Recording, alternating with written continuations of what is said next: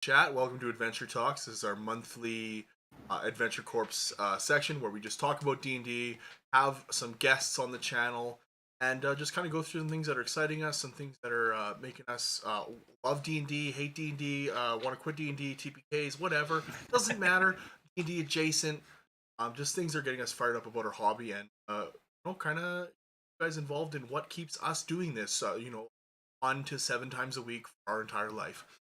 So, and I know some friends that do it 10 to 14 times a week because they play more than one thing. So, Copper Kabell is a Twitch streamer friend of ours, and we talked about having him on. We can give the floor to you a little bit, maybe talk a little bit about your Twitch channel and what you guys have going on, and show yourself out a little. Absolutely. So my name is Copper Kabell. I'm an entertainer, artist, ADHD extraordinaire, and more. I play a lot of video games, design a lot of crafty stuff, and I, of course, play D&D. And I have been for about a year now. We're actually coming up on our 1-year anniversary next week. Nice. Okay. And what's the name of your channel? That you stream D&D on? So I stream it on my channel, but our DM also streams it, as well as our Paladin has his own stream. We kind of give like multiple angles depending on who wants to present it their way. Well, what's your channel name then? Well, it's Copper Kabell. Channel is it's just Copper. Yeah. Okay. Fine. Hang on. Okay, I left soundcheck in the title by accident, and now I'm trying to figure out how to change that because I've been told I can change it without canceling the whole stream. Bruno might know. Do you know how to change something in the caption on your Twitch thing? Copper? Wait, huh? We left soundcheck in the in the title or the caption of the video. You know how to change that? Oh. Well, I mean, you just go to your dashboard and change the title. Oh, right, I have to do it on Twitch. I forgot. Yeah. Here I am looking around Streamlabs like, where did that button go?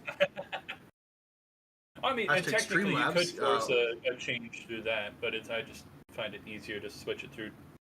Love you, Streamlabs. Who's you? You could pay us. We even pay for you. You pay us to. That'd be cool. Don't worry about it. Don't worry about it. That's never made anybody worry more. No. Like, look, I took a large sum out of the ATM and I'm secretly. Don't worry about it. Yeah. Like, what's the worst that could happen? This was Copper Kabell's stream info suggestion. So if you get nightmares, get up with him. We'll send you the prerequisite. Can you imagine? I believe it's a T-34A. If we were a horror stream, I would absolutely make those. Like, with like invoice level precision, and Dropbox them to people. Airdrop them. His own and he made a fake complaint form for people that he worked with. He's like, do you have a problem? Okay, here's the standard fuck off complaint form. You can send that to this email that I don't check. But yeah, why don't you start off? Copper, ask. You had a couple questions for us. Why don't I know? Hold up.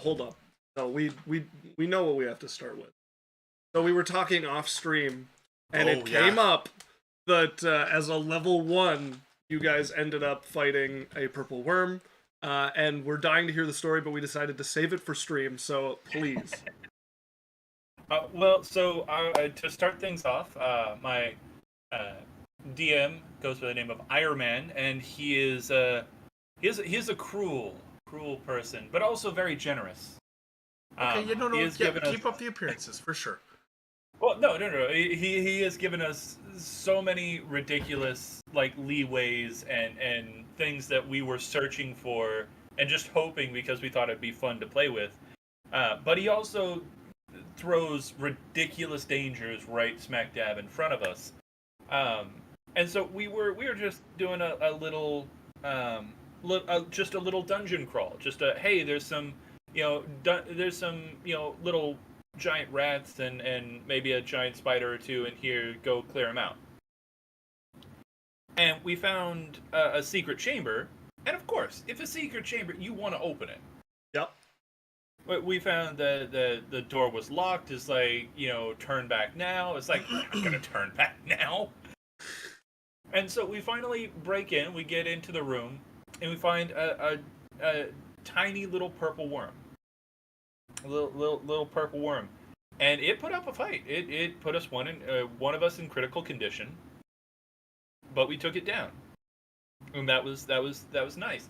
What wasn't nice is that whenever we killed it, our DM did a roll, and it let out a death cry that apparently translated to "mama." Yep. And a giant purple worm burst through the wall. Let's be clear, a regular-sized purple worm. Okay, yes, a regular-sized Yes. purple worm. Burst through the wall and immediately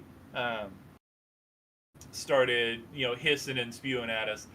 And the problem with that is this is my first campaign. This was almost a year ago. Yeah. This is my first campaign. I don't know what a purple worm is. Right. Hadn't read the book. Yeah, no survival instincts yet.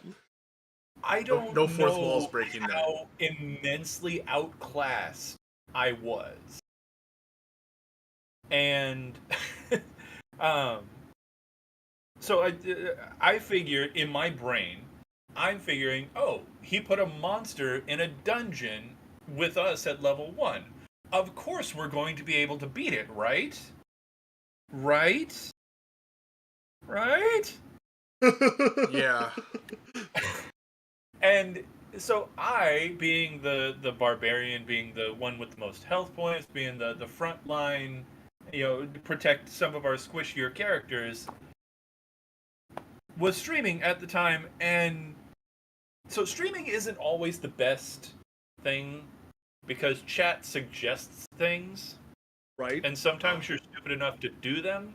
Yeah. Like jumping into the mouth of a giant worm and trying to stop it from biting anybody else. Yeah. Yep. They literally told you to jump in its mouth? The chat did literally Fire tell your me viewers. to jump into its mouth. Fire your viewers. I've given them so much hell. Jake, if you're watching this, heck you. Jake, my dude, you did him dirty. Tough. Just But to give. I amazingly won a strength check Yeah. against it, and so it didn't just bite me in half, Good. Yeah. but it did swallow. And so I'm inside of its mouth, and I'm like, oh shit, I'm dead. I'm like, okay, I didn't have a backup character so soon. I guess I'll start thinking of one.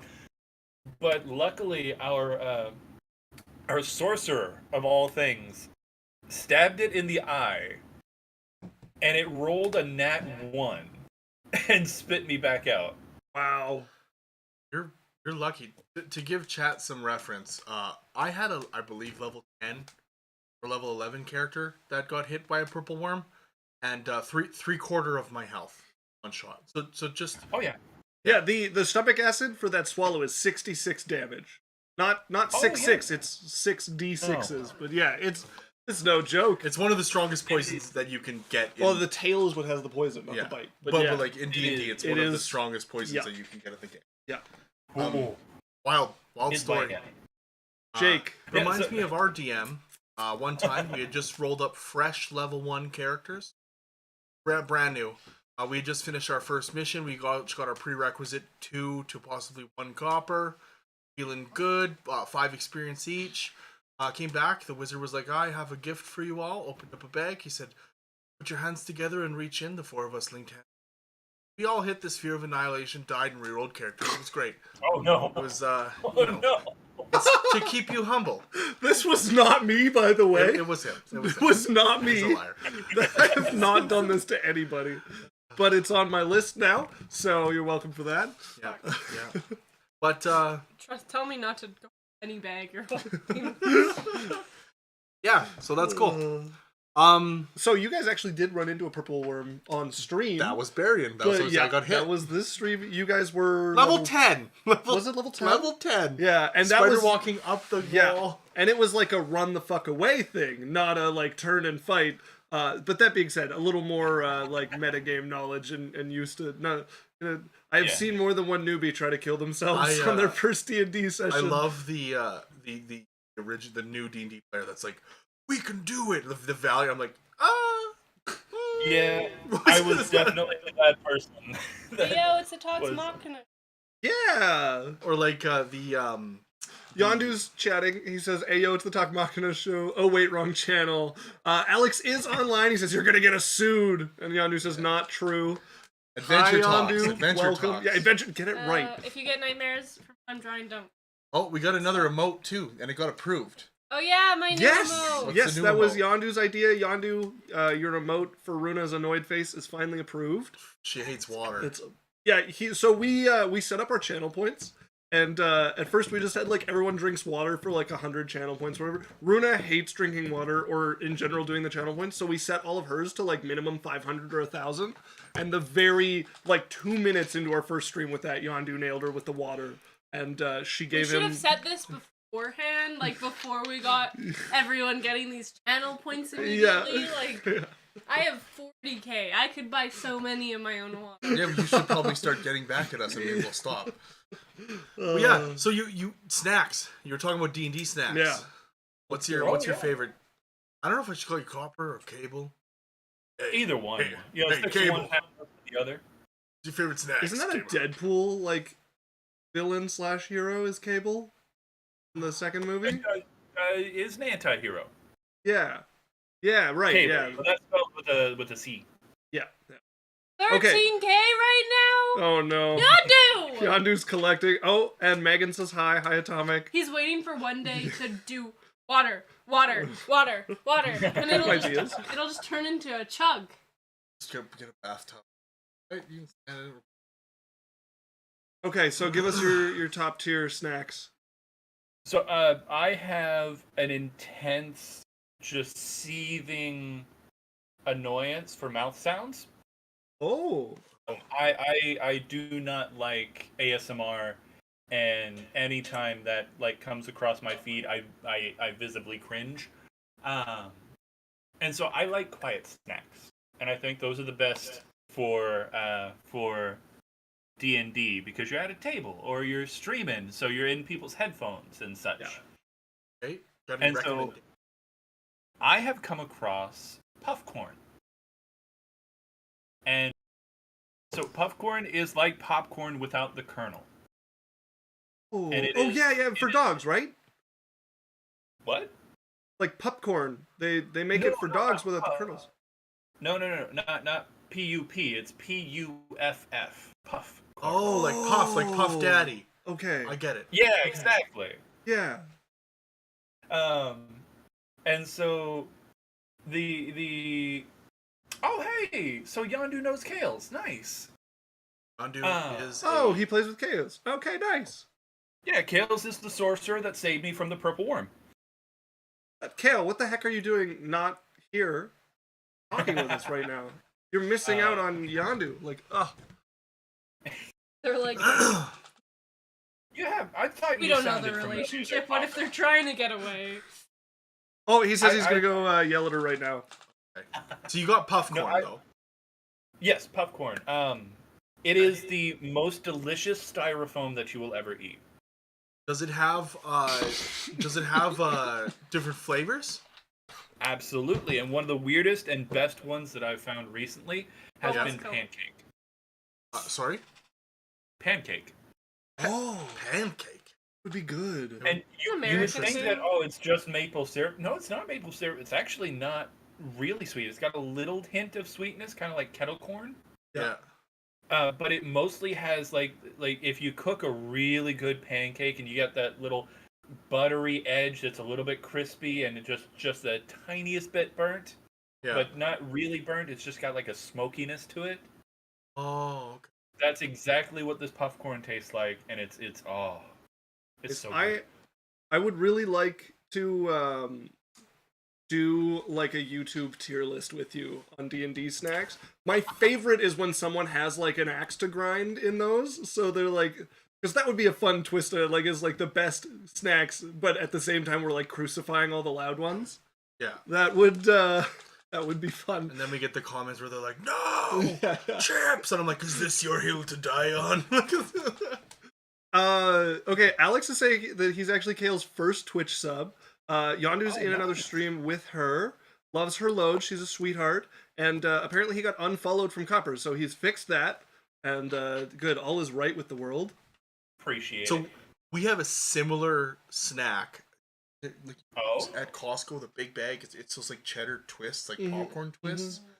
Okay. We have like a similar thing, but they're like twists, something Popcorn twist? popcorn twists, so they don't have a kernel either. Yeah. And they're like Okay. cheddar flavor, or get lots of different ones. So I can appreciate that snack. Isaac, what's yours? I think like jujubes or gummy bears. Like I like my gummy candies. Hi, Kale. So that's like top tier for me. Did they show up? Yeah. Hey peeps. Hi Kales. Hello. We were just giving you trouble for not being on here with Copper. We were what? Yes, I was telling know. them how you saved me from a giant purple worm in certain Doom. Thank you again, Kales. Remember, the eyes are the kneecaps of the worms. I just want people to look at what I'm trying right now. Kales. She's so pretty and like authentically. I love it. Kales, if you're new, if you haven't, I don't know if you've watched our stuff before. I'm Daniel. I play Barian. Isaac is the DM here, and then Runa plays Yaisel. And I'm art. And she's the artist. She does the monk. In fact, our background, although mostly covered, is a bunch of her work. Also, yes, always the kneecaps. I think you were saying the eyes are the kneecaps of a worm. Why does the character you're trying to remind me of something? I don't want it to remind you of something. This is a scary beast. So you had like gummy candy. Yeah. I have found the superior gummy. It's Ooh. jujubes, but fuck regular jujubes. The sour jujubes Sour jujubes are the good. best. Are the best. Also the I don't think it was Skittles, but there was like fruit berry candy for a while that had like gel liquid inside. And I can't The remember what it Welshes. is. No, not Welshes. No, they were like you would buy them at like a gas station or something. And they were fruit bursts. I can't even remember. Gushers? No, they weren't Gushers. I Okay, can't they're remember not. what they were. I think they were like gel Skittles with like berry center and like berry juice. Sounds good. They were real good. Yeah. I'm also a real big fan of these peanut butter cups. The mini ones for snacking. Bruno, what's your top tier? Red pickle. Ooh, Deep fried pickles are good. you're gonna have some crunch noise there, though. Yeah. Copper would not Just be your because friend. he doesn't like Yeah, it no, doesn't no. mean it's not a good snack. Who is he, God? Okay, one I would like to do. We were talking about character voices. We have two on here. Say a line in your character's voice and best character voices, which I think we should aggregate as. That's a lot of fun. So, what's your? Do you do a voice for your character in the Copper stream? Every now and then, I a little bit of complex. My character got stuck into the head of another character way back in the past, about give or take 500 years, and so I have a very prim and proper voice for Luana, the decorated diplomat, and the absolute prim fighter who's trying to reclaim her status and honor. Regain her honor lost in the past. Exactly, very much Zuko-like. But Very proper. Right. Yeah. But then my main character, and the one that I really enjoy and was my first, and almost got eaten by a purple worm, would have to be Chip. He's a little bit deeper. He's a little bit half orcish. He's just a little bit confused about all of the time. Okay. So, Dan, you can't see this, but he's actually got like a pop-up, which is a drawing of his character, and when he blinks and talks, it blinks and talks. Oh, that's so cool. It doesn't move, it just bounces up and down, but that's super neat. I love it. That's really cool. Yeah. This right here is the poor man's VTuber. You're the poor man's VTuber. Also, Kales says, Luana, democracy. I assume that's a callback. Also, Atomic Blonde has redeemed Runa Juice. She's behind me. She's behind us. She's behind me. She's probably gonna get jumped on. The juice is happening. Yep. Right?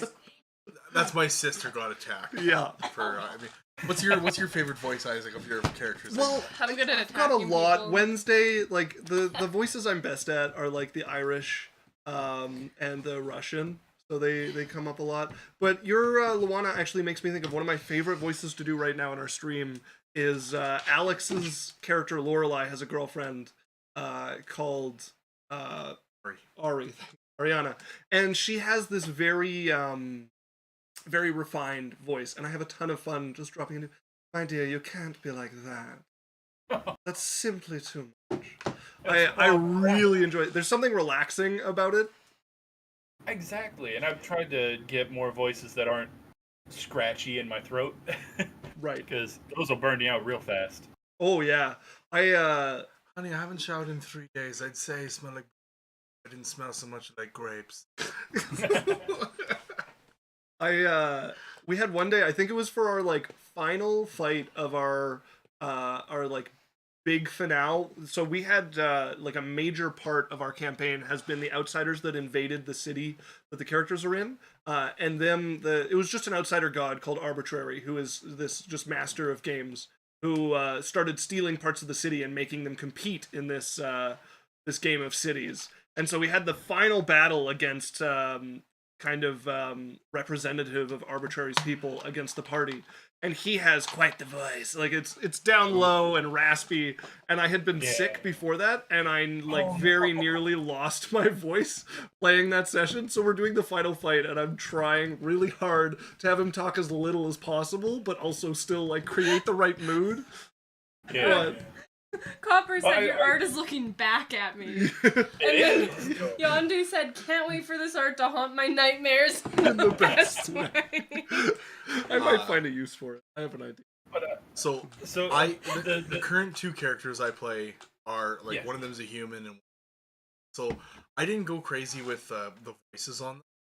The thing I like about the voices, not just the accent, but it's like the nuances of the character. So it's like speech patterns. Or like I had one character that it didn't say like I understand or yeah I get it. What he'd say is like instead in a greeting, say like I see you, right? Because seeing someone is like in their tribe was like a the highest thing. It's like I see you, you're on the.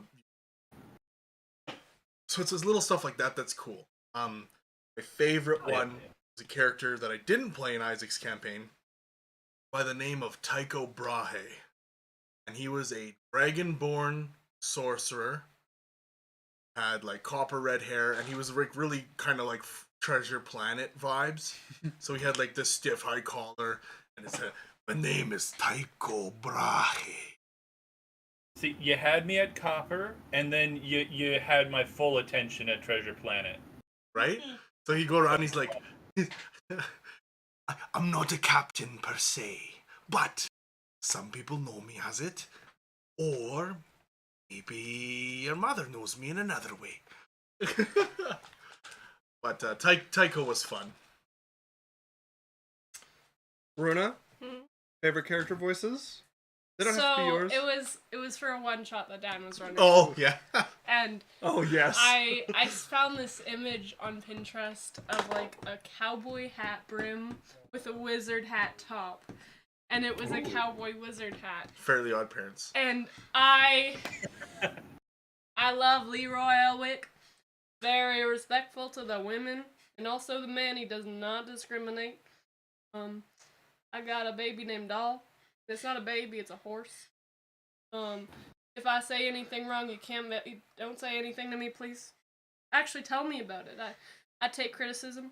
Go at her, cowgirl. that's Leroy Elwick. Kale says Tycho reminds her of Barbossa from Pirates of the Caribbean. Yeah, little bit. The vibe. Yeah, I took like pirate slash the guy from Treasure Planet / he's awesome. I got the voice a little bit off. It's been a while since I played him, but he was one of my favorite. So I'll tell you a scene of him. I had the disguise kit proficiency, and the thing I like about it is I went in and I used like grease and oil in my hair, and I used wax, and I made myself have like a goopy dead eye, and I came out and I used the is it distort value on a rock to make it seem expensive, and I came out to this vendor and I was like, "Hello, I would like to sell you this rock." And the funnest part was just using disguise self and stuff to make all kinds of different characters and just do 10 different voices, and it was a lot of fun. Yeah. Oh, I bet. That's actually sorcerers. the full concept of my backup character, because I think that would be a lot of fun. Right? Yeah, It's- it's nice being able to, like, I had somebody do it. I ran for a cafe here in Edmonton, and I had a player for a while. He ended up leaving my game eventually. It was very sad. But he did a lot of disguise stuff, and his voice changed with every character, and, like, his whole demeanor, like, even as a player, as a person, changed. It was great. Like, so much fun.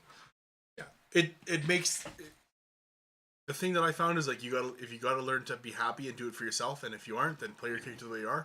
But if you can like learn to get into the character and make it fun, I do it for me. You know what I mean? I like it and I enjoy doing it, and it makes D&D fun for me. And if it brings more to the table, then great. What did you hear before you do? I said you heard something.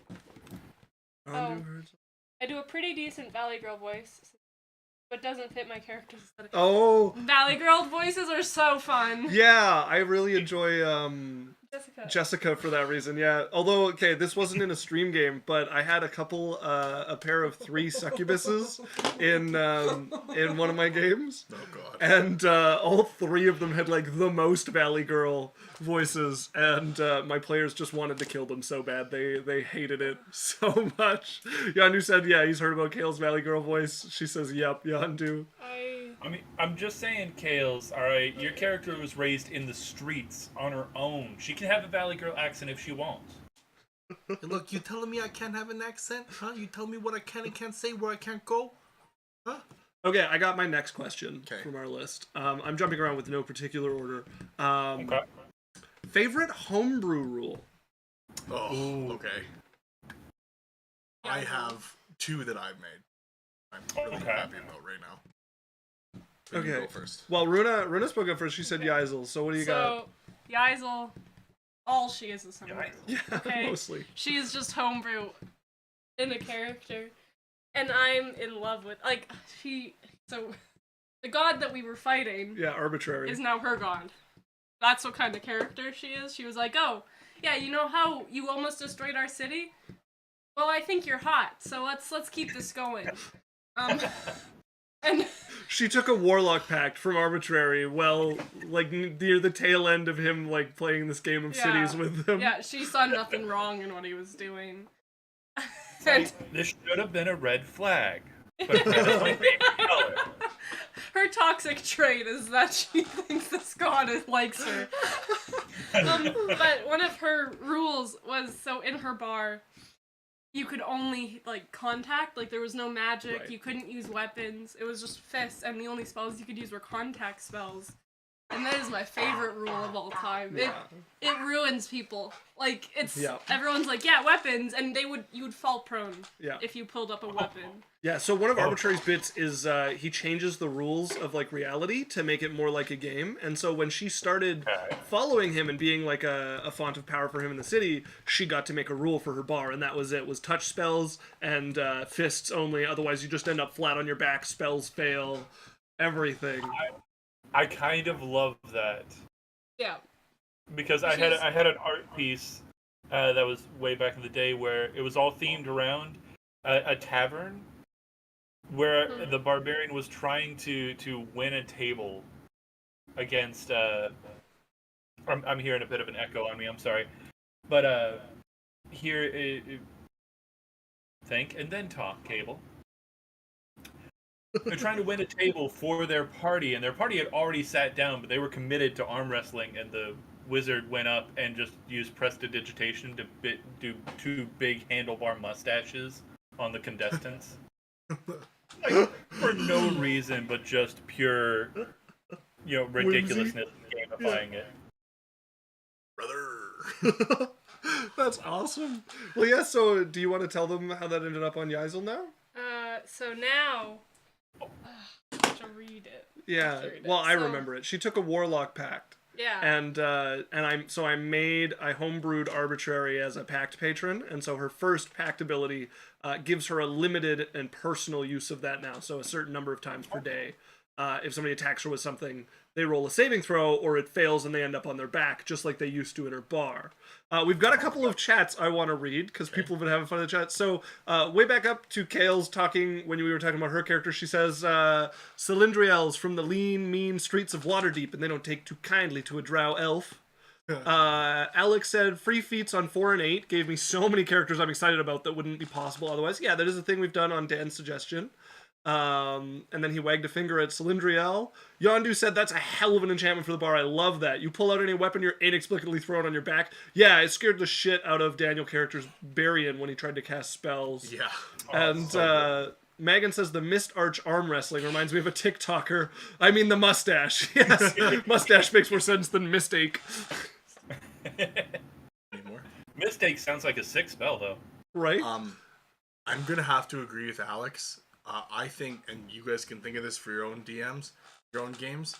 I think the feat on level 4 and level 8 of your character, not your class, your character, is so awesome for diverse characters that not just like, I'm not talking about power creep or anything, because yes, you could do stuff with it, but to make characters that are so much more than what they could be, and so much more fun to play, and bring so much more to the game. It's a really, really good homebrew.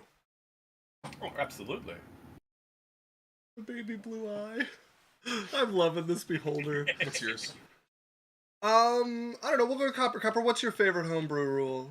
Alex, I can't time you out, but Ryan, for calling me a mistake.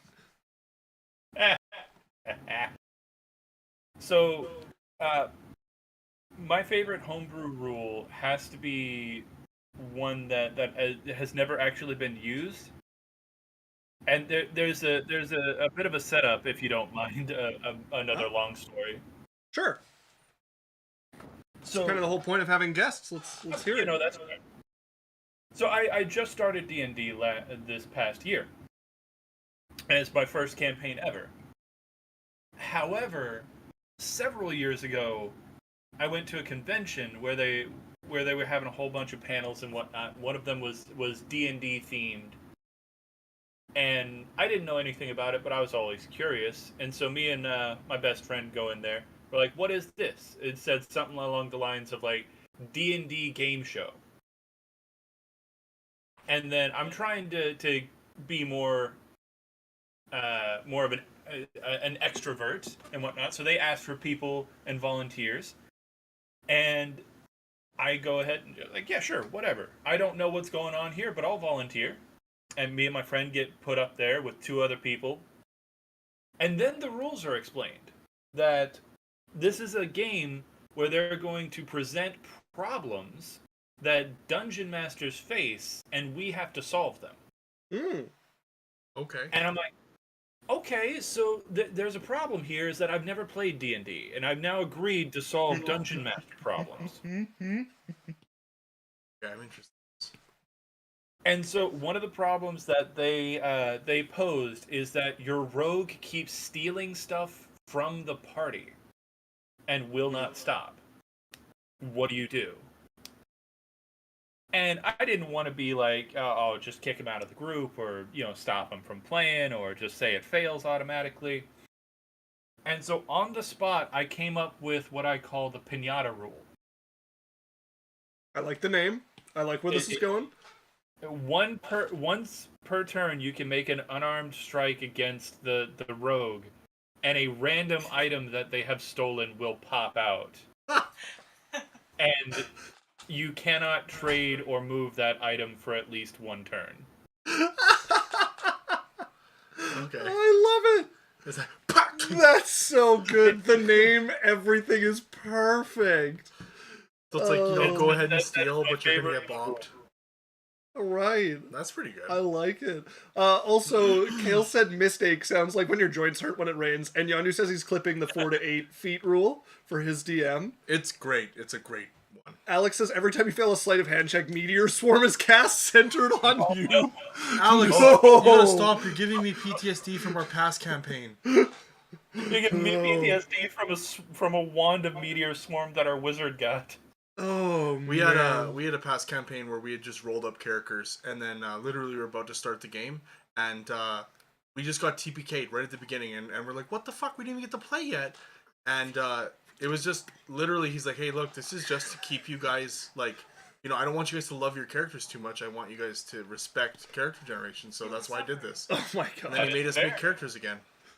Holy wild. Also, Like the Runa's old, little eyes. They're so creepy. They're so creepy. They're so creepy. Look at Look them. at these. I like them. They're I like so creepy. So, Isaac, what's your favorite? Hold up. homebrew? So Kale says, oh no, not the meteors, not again. Let's just say our fruit wizard made the temple more holy. Copper said not again. Alex says, Runa, put them away.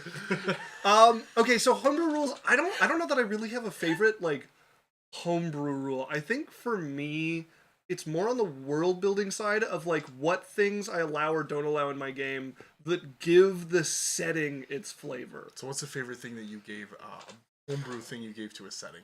Like, I've got a few, but one example is, like, you can't see ghosts normally, because, like, so in normal D&D, like, ghosts are a hard fight, but you can see them, right? Like, unless they're in the ethereal plane. In my world, you can't see ghosts, period, unless you've died at least once. My character can Ooh. see ghosts times 3. So That'll give you an idea about our DM campaign. yeah, Oh, I and can see ghosts 3 times. and the way it works is that there is kind of like this this separation of the land of the living and the land of the dead. And so if you've died once, you've kind of got a half foot into the land of the dead and you can see ghosts. But it has its own rules. So ghosts in my world in the land of the dead are not allowed to kill each other. So somebody who has died can see ghosts, but they can't kill them. So only somebody who can't see ghosts can kill them unless they drink a potion of gravesight or something, which is something I've added to my world to fit in with that. So fighting a ghost is kind of a collaborative effort of like trying to get your people who can finish them to be able to hit them and know where they are versus your people who can see them but can't actually like finish them off. See, I really like that because I don't know if any of you guys are Harry Potter fans, but I think Thestrals are probably some of the coolest animal, and that they have the same thing. You can only see Thestrals if you've died or No, come if you've close. seen someone die. If you've seen someone die, well, Yeah. yeah, but if you've seen someone die, then you can see that. I like that. I think it's a cool thing. I mean, aside from that, there's a plot hole in that Harry definitely should have been able to see them from the beginning. He saw his mom die, but that's aside the point. Yeah, yeah. But yeah, that's my favorite type of homebrew, and it's fun. Like another one I have that gets a lot of pushback occasionally, and I still love it, is one thing I've decided about my setting is that arcane and divine magic are at odds. So without like extenuating circumstances, you can't play a cleric wizard multi-class. That is a quick way to get smited by your god. I could see that. So Heresy. I've had some people who are like, oh, but I really want to play this, and I've like stuck to my guns on that one, being like, yeah, like this isn't the game for you for that. If we do a one shot or something, we can do that. But I like the interest that comes up of having cleric-y characters like delve into arcane a bit too far and angering their gods, like happened with Alex's character with Lorelei. Not exactly the same, but Daniel's character was looking into a 10th level spell remnant they found in a dungeon. The gods are very against 10th level magic on the material plane. So she tried to give him, what's it called? Guidance. She tried to use guidance on him when he was like copying down this spell remnant, and her god denied her the use of the spell.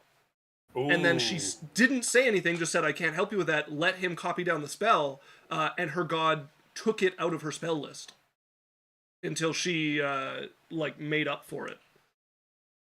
Took guidance out of the spell list? Yes, she was no longer capable of casting guidance until she had atoned for letting him copy down this 10th level magic. Dang. Okay. Yeah, it was a spicy thing. Yeah. I It do also like that, it's though. yeah. There's a lot of things in his so in his world, gods are people. They're not actually gods. Well, they were people. They are actually gods. No, but like, it's not like there's not. They're like not born gods. There's not a divine being. So it like, Barian has a sword that's older than some of the gods. Yeah. And then so once Barian learned that, he lost all respect for them because he's like, okay, what gives you the purview? What gives you the? You're just 2,000 years ago. You were just a person. 7,000 years. Sorry, ago. 7,000. Yeah. You were just a guy like me. What gives you the right to tell me what to do? He don't respect his elders. Right? So it's like it's sure. Also, Megan's just such a pretty beholder. So it's an interesting dynamic. I love it. I love that the gods aren't omnipotent to a point. Yeah, they're I powerful. like that they're not flawless beings. Beings, yeah. So it's a cool idea. But yeah, And you those- know what? Just play Divine Soul Sorcerer if you want to do that. It's better anyways. Like if you want to have, do cool shit and have Spirit Guardians, go ahead. Yeah, my character as well is very, very much against like serving a deity, and yet he ended up whenever he switched over in multi-class, he ended up basically being in a contract, sort of, so to speak, with a giant owlbear nature spirit, Ooh. Okay. and we kind of homebrewed that up because none of the canonical gods in the D&D books seemed to fit really what I was going for. Right. And so we just figured it's like, if you had all these barbarian instincts and he's starting to mellow out, he's starting to get his strength less from anger and more from instinct, it would be more on the nature side. Yeah. That is okay. one thing I love about D&D, whereas like having come from 3.5 and 3rd edition and other stuff, 5th edition is so fluid in here's some options of what they think a pack should be or where they think power should, or you make it up and it can come from whatever you want. Like it's like you could be a druid who prays to like a spirit or a woodland god or something, or you could be a druid who just gets their power from nature and technically it's divine and maybe it's coming from somewhere, but you don't acknowledge it as that. You're just like, I just get my power from the earth. I love the earth and the earth provides. Okay, this is too good of a segue not to take, but I'm going to just check. Copper, was there anything else you wanted to say about that character and that deity? No. Okay. I could go on all day, but nothing that directly needs to be said. Okay, I've got to take the segue, talking about 5e versus 3.5, because one of the things we have on our list that I want to talk about is other rule systems or game systems that have inspired you. So, Copper, have you played in any other systems or read any other systems? I actually have not. Oh, okay. 5e is the only one that I've actually had experience playing in, and I was very lucky enough to find Chaos, to find Ira, Star, Rain, Guard, and Mama Sugar as well. Yeah. Just that they pulled me in to their group, and it just seemed to work because I don't have like a lot of time to go to a local game shop. I don't have a lot of local friends that play D&D, so it just kind of the right time, the right place, and I figured why not? And I've ended up loving it. I think Ruda has an actual similar experience to you, but Alex first said, "Give me my fantasy craft skill bonuses in 5e, you coward! I want my plus 80 to stealth." Yeah, I do bring fantasy craft characters, but Ruda, you've got a similar origin story for D&D to that. Yeah, you know what? I've been playing for a couple months. No, More than a couple. a little, almost a little over a year now. Yeah. Or close to a year. Close Oh to a yeah, year. I started last summer. Yeah. You Oh got my low battery there. Yeah, I started in 5e, and that's all I've ever done. But we've done so much homebrew. Yeah. Like it feels like we're a different Boys, hydrate. system. Megan's got a boys hydrate. I also we play Shadowrun, and Shadowrun I want to incorporate into everything I've ever done. Like I like that you put skill points into things. Yeah. so That was a much. 3.5 thing as well. Yeah. Like it is. Yeah, I do like So a lot of my groups have been talking about skill points, But Runa actually came to us through a friend. I had a friend. Everybody kind of knows me in my life as like the D&D guy at this point. And so a friend of mine was like, "Hey, I have this person I met at like a pride parade who likes D&D." And I was like, "I don't have room in a campaign for them, but she can come and play like a game or two with I us." was so beloved. Yeah, she came and played one session with us, and she's done a lot of theater, and she played so well. I was like, "Oh, okay, no, maybe we need her for stream." Yeah, we got together group and we're like, yes. Because usually my requirement to play on stream is like you need to be decent at roleplay and some experience with D&D, and I was like, yeah, I'll waive the D&D experience one for good roleplay for sure. And we've had her since then. Yeah, I made my way into the personal friend group. Yes, I yeah. made my Now way you're onto the adopted. stream. Yeah. No, and it's cool we brought her in. We have a like a personal 10 TPK and like 3 or 4 character death rule before we let people on. Like it usually happens within the first week, but We don't. What are you trying to paint me as here, Daniel? the Demon Master. The Demon Master. Kale's also said next session is the 1-year mark for the campaign. That's crazy. Yeah. We're getting close to 3 years on this one, and it's wild. Like every time we hit like an even 10 on the episodes too is like a wild feeling. My Saturday campaign's about to end. Like there's so many different flavors of different periods in D&D. Copper said, "So excited us for get out of the brains of those other characters." Yeah, so many different flavors of periods. For sure. Kale says, "Me too. I miss Susie." Alex says, Susie "Playing with is Isaac, very 3 to 4 good. character deaths is session 1, baby." They're That's what it is. Totally, absolutely agree. do not believe this slander. Do not believe this slander. I like my characters and question keeping you them asked? alive. We were on like the other different systems that have systems. inspired you, which might not be the best question. No, No, well, Reddit thing, but it's I like guess- a decent conversation. So maybe for a couple. So I have a couple systems that I've played. Shadowrun is really cool. I like Shadowrun. If you have some Munchie players who love the numbers and a little more of like the nitty gritty of things, Shadowrun's great. And there's a lot of really cool things that you can bring into Shadowrun. Yeah. Dark Heresy is a Warhammer 40k one that I've played. So you play as like an Imperial Guardsman, but not even Imperial Guardsman, like an Imperial Guardsman reservist who's like a glorified cop on a planet with a las gun, which is a flashlight. It really makes you feel the differences in the races. In that game, you're a human, and if you fight an orc, you die. Orcs are 8 feet tall, 300 plus pounds, and literally rip your leg off with their bare hands. Oh no. So you got to get armor, and you got to get weapons, and you got to find leverages as a human to be able to do things. Like they're space elves; they're extremely fast. They're 10 times faster than you. So it makes the other races feel scary, and I think that's something that game does better than any other game I've played. That Yeah, gives me I an think interesting that point. psychological aspect. Yeah, that too. Like when you know what they can do. And magic is scary. There's psychers. You fuck up with a warp and you roll wrong, you explode.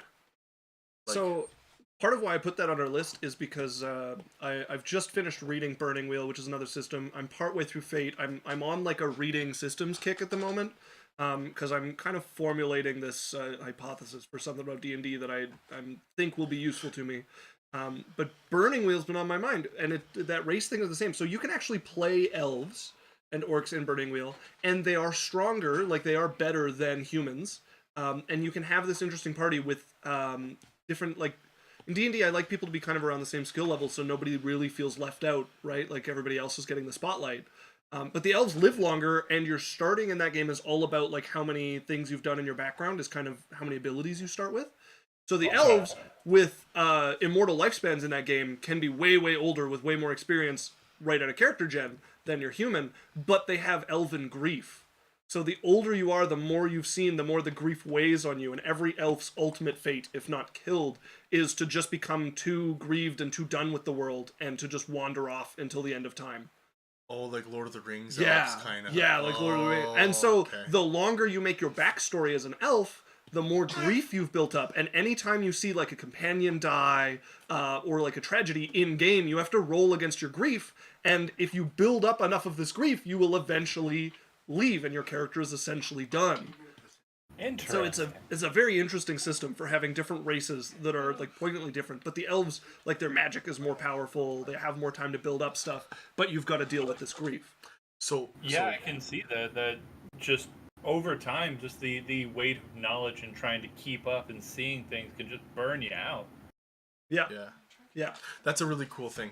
So that's I was talking to Copper about Monsters of the Multiverse earlier, and that's one thing I like that D&D's kind of not perfected, but what they've done is they've changed a lot of the races. They've made them unique. Yeah. They've made them uniquely powerful, Yeah. and they do things that only that race does.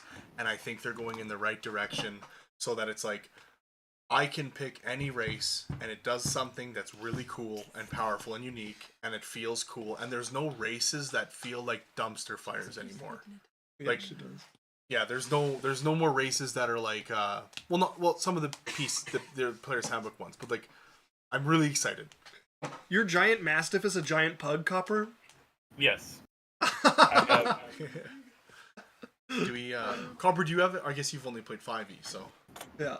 hold on I one want to second. see this pug. It looks like he's grabbing something. I'm very excited. Yeah, who was it? Yeah, Copper says, I miss Boomy, Inosuke, Basil, Cheeseburger, Small Potato, Billy the Kid, and Sir Pugsley. Alex asked, Sir Pugsley? And he says, my giant mastiff isn't a mastiff. And then giant pug in all caps. Okay, should I make her pupil big? Smaller than Or that. should I make it tiny? no, don't make it too tiny Too because then small. cause Like somewhere in the middle. I want to see the swirly doos, the like hypnotizing going on. Yeah. okay. Yeah, that's it right there. What's another question? Copper, are you grabbing a giant pug plushie? Is that what's happening, or is there technical issues? Plushy, and it's not technical issues. I have misplaced Sir Pugsley. Is it an actual dog? Alex No, says no, tiny no. for the eye. Oh, One pixel. okay. Because half a I'm like, if pixel. you gotta find your dog, you can go. Oh, I like it. Look, she looks like she's looking directly at you. Does. Yeah, holy crap. You can't She find got pugs. way more threatening. Holy crap. Okay, we've got about 8 minutes left, and I do have to leave right around 7 because I'm going to be driving through the night. Okay. We've covered a few of these. How about A game skills in D&D? That was one of your additions. Was like, what do you think is your like strongest skill in D&D? Before we transition too far, what I was looking for was my mini of a giant pug. I have my giant boar here, Yeah. and then of course I have a giant goat as well. Yeah. My character ended up getting the rust bag of tricks. Oh, that's really cool. Oh, I have immortal pets. nice. I love those items. Oh, and I do have one more thing I wanted to talk. Okay. Yeah. Can you do your stand? Sure. Yeah. Shoot. So one other thing I was gonna say is, it's kind of like the homebrew, but what do you think is something you saw in D&D, just a small change that made the biggest impact in the game? Could be as a rule, or like as something a player did, or just in general, like a change or something someone did in D&D that made a huge difference. It could be in your own game, it could be in someone else's game. What did you guys find? If someone else has an example on hand, by all I means. do. I can give you one. Yeah, I'm go not gonna right give- ahead. I'm gonna need a moment to think. Okay. I'm not going to give away too much because Isaac hasn't watched it, or for people, I won't give spoilers.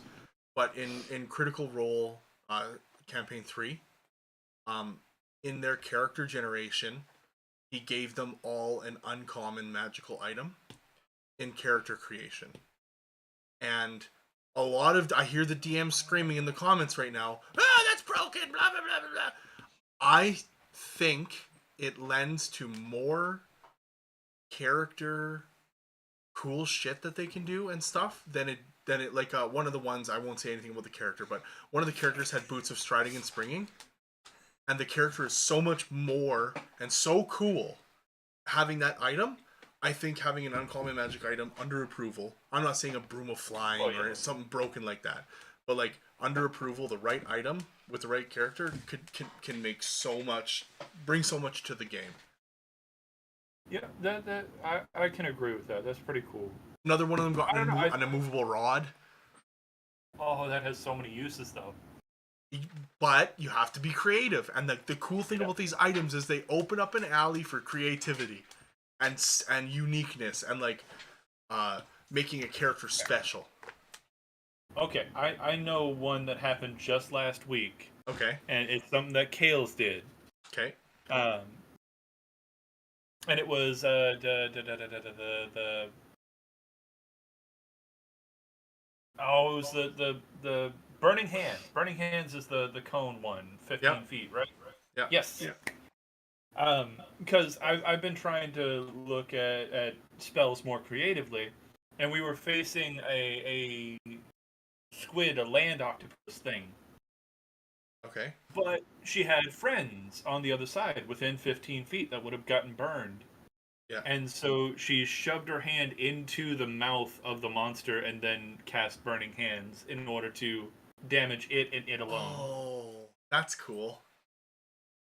And See, and you know what? I That's really cool. enjoyed that. The DM was cool. The Yeah. DM, she asked a question. They made a roll. They talked about it. That's cool stuff. Yeah. What about you? So yeah, mine, the one I thought of was more of a joke than anything.